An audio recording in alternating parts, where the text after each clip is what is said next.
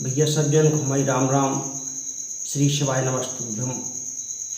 जय श्री राधे। आज हम आपके सामने लेके आए संतान सप्तमी व्रत कथा को लेके। कह के जब भी हम कहूँ निकलत हैं जाते हैं पूजा करवे चतुर्मास में, तो हमारी माताएं बहनें बार बार निवेदन करत के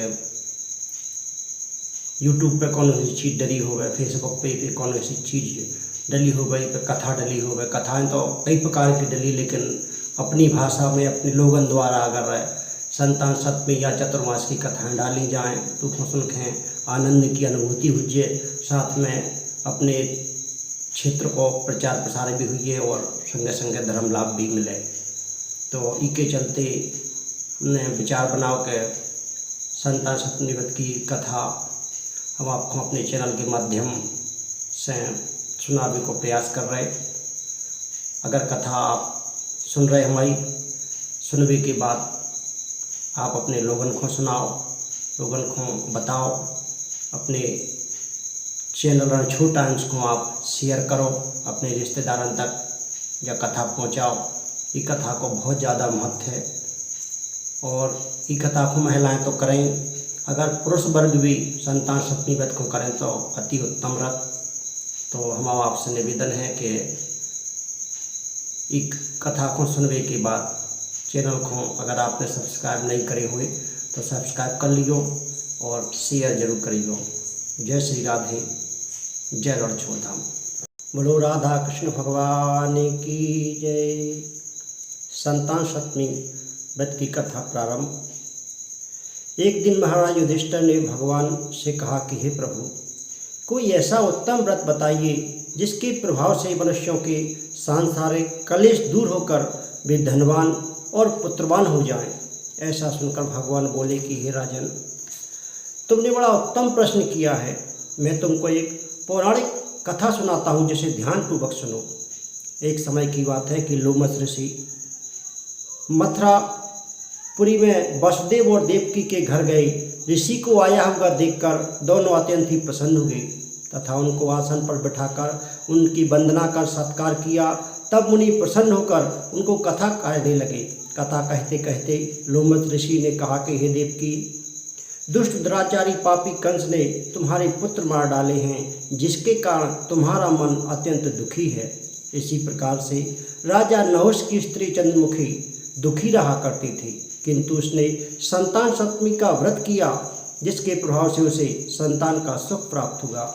यह सुनकर देवकी ने मुनि से कहा कि हे मुनिवर, कृपा करके मुझे चंद्रमुखी का संपूर्ण वृत्तांत व व्रत को सविस्तार बतलाने की कृपा करें, जिससे मैं भी इस दुख से छुटकारा पा जाऊं। इस प्रकार से लोमस ऋषि ने कहा कि हे देवकी, अयोध्या के राजा नहुष थे। उनकी पत्नी का नाम चंद्रमुखी था, जो कि अत्यंत ही सुंदर थी। उसी नगर में विष्णुगुप्त नामक एक ब्राह्मण रहता था। उसकी स्त्री का नाम भद्रमुखी था, वह भी अत्यंत रूपवान स्त्री थी। रानी और ब्राह्मणी में अत्यंत प्रेम था। एक दिन वे दोनों सरयू नदी में स्नान करने गईं, तो उन्होंने वहां पर देखा कि अन्य बहुत सी स्त्रियां सरयू नदी में स्नान करके निर्मल वस्त्र पहनकर मंडप में भगवान गणेश पार्वती की मूर्ति स्थापित करके उनकी पूजा कर रही थीं।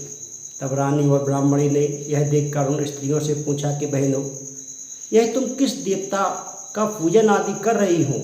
यह सुनकर उन स्त्रियों ने कहा कि हम संतान सप्तमी का व्रत कर रहे हैं और हमने शिव पार्वती गणेश की अक्षत चंदन आदि षोडशोपचार विधि से पूजन किया है।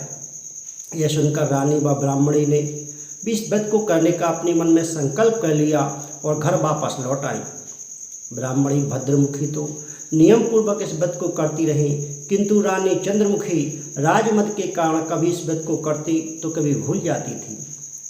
कुछ दिनों के बाद उन्होंने शरीर को त्याग दिया। दूसरे जन्म में रानी ने बंदरिया का जन्म पाया और ब्राह्मणी ने मुर्गी का जन्म पाया, परंतु ब्राह्मणी मुर्गी की योनि में भी कुछ नहीं बोली और भगवान शंकर का ध्यान करती रही।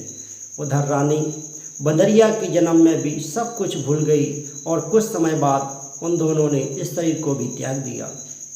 तीसरा जन्म फिर मनुष्य के रूप में हुआ। ब्राह्मणी ने तो एक ब्राह्मण के घर में कन्या के रूप में जन्म लिया और उस कन्या का नाम भूषण देवी रखा गया और विवाह योग होने पर उसका विवाह अग्निभोज नामक ब्राह्मण से कर दिया गया।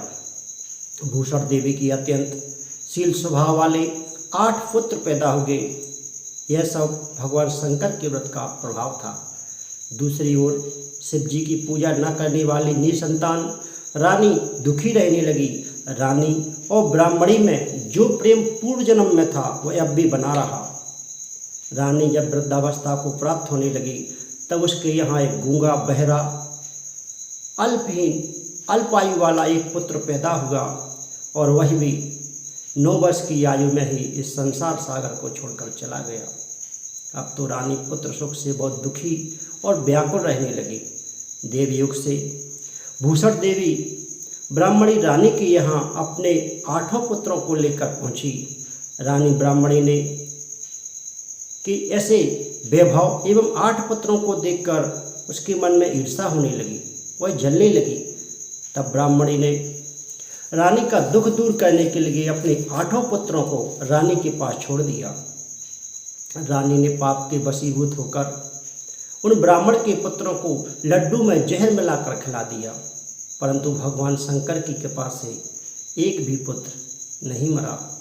किसी ने सच कहा है, जाको राखे साइया मार सके ना कोई, बाल ना वाका कर सके जो जग बेरी होए। इस प्रकार से जब भूषण देवी भगवान की पूजा से निवृत्त होकर आई तो रानी ने उससे कहा कि मैंने तेरे पुत्रों को मारने के लिए लड्डू में विष मिलाकर खिला दिया, परंतु इसमें से एक भी पुत्र तेरा नहीं मरा। तूने ऐसा कौन सा दान पुण्य व व्रत किया है जिसके कारण तेरे एक भी पुत्र नहीं मरे और तू नित्य नए नए सुखों को भोग रही है। इसका भेद मुझसे निष्कपट कहे, मैं तेरी जुड़ी रहूँगी। तो इस प्रकार से रानी के वचन सुनकर ब्राह्मणी ने कहा कि हे रानी, मैं तुम्हारे 3 जन्म का हाल सुनाती हूँ, जिसे तुम ध्यानपूर्वक सुनो। पहले जन्म में तुम राजा नहुष की चंद्रमुखी नामक पत्नी थी और मैं ब्राह्मणी थी। हम और तुम अयोध्या में रहते थे। मेरा और तुम्हारा बड़ा ही प्रेम था। एक दिन हम और तुम सरयू नदी में स्नान करने गए तो वहाँ पर कुछ स्त्रियों को संतान सप्तमी का व्रत व भगवान शिव की पूजा करते देखकर तुमने और हमने इस व्रत को करने का निश्चय किया था, परंतु तुम तो राजमद के कारण सब कुछ भूल गई, जिसका फल तुम आज भी भोग रही हो। और मैंने इस व्रत को नियम पूर्वक सदैव किया है और आज भी करती हूँ। दूसरे जन्म में तुम्हें बंदरिया का जन्म मिला और मुझे मुर्गी का जन्म मिला। भगवान शिव की व्रत के प्रभाव से मैं भगवत स्मरण को उस जन्म में भी नहीं भूली और इस व्रत को नियम पूर्वक करती रही और तुम अपने संकल्प को इस जन्म में भूल गई थी। मैं तो समझती हूँ कि तुम्हारे ऊपर यह जो भारी संकट है उसका एकमात्र यही कारण है। इसलिए मैं तो कहती हूँ कि आप भी संतान सप्तमी के व्रत को करिए, जिससे तुम्हारा यह संकट दूर हो जाएगा। इस प्रकार से लोमस ऋषि ने कहा कि हे देवकी। इतना सुनकर रानी ब्राह्मणी के चरणों में गिरकर क्षमा याचना करने लगी और शिव पार्वती की अपार महिमा के गीत गाने लगी। उस दिन से रानी ने नियम के अनुसार संतान सप्तमी का व्रत किया, जिसके प्रभाव से रानी सुख भोग कर अंत में शिवलोक को चली गई। हे देवकी, भगवान शिव के व्रत का ऐसा प्रभाव है कि पथ भ्रष्ट मनुष्य भी अपने पथ पर अग्रसर हो जाता है और अंत में ऐश्वर्य को भोग कर मोक्ष को प्राप्त होता है। लोमस ऋषि कहने लगे कि हे देवकी, इसलिए मैं भी तुमसे भी कहता हूँ कि तुम भी इस व्रत को करने का अपने मन में दृढ़ संकल्प करो, जिससे तुमको भी संतान का सुख प्राप्त होगा। इतनी कथा कहकर भगवान श्री कृष्ण ने युधिष्ठिर से कहा कि लोमस ऋषि इस प्रकार से हमारी माता को शिक्षा देकर चले गए और ऋषि के अनुसार माता देवकी ने इस व्रत को किया, जिसके फलस्वरूप मेरा जन्म हुआ। और यह व्रत विशेष रूप से स्त्रियों को कल्याणकारी है ही, परंतु पुरुषों को भी समान रूप से कल्याणदायक है। यह संतान को सुख देने वाला, पापों का नाश करने वाला व्रत है। इसे स्वयं करें और दूसरों को भी कराएं। जो नियम पूर्वक इस व्रत को करके भगवान शिव पार्वती की सच्चे मन से आराधना करता है, वह अंत में शिवलोक को प्राप्त होता है। बोलो शंकर भगवान की जय।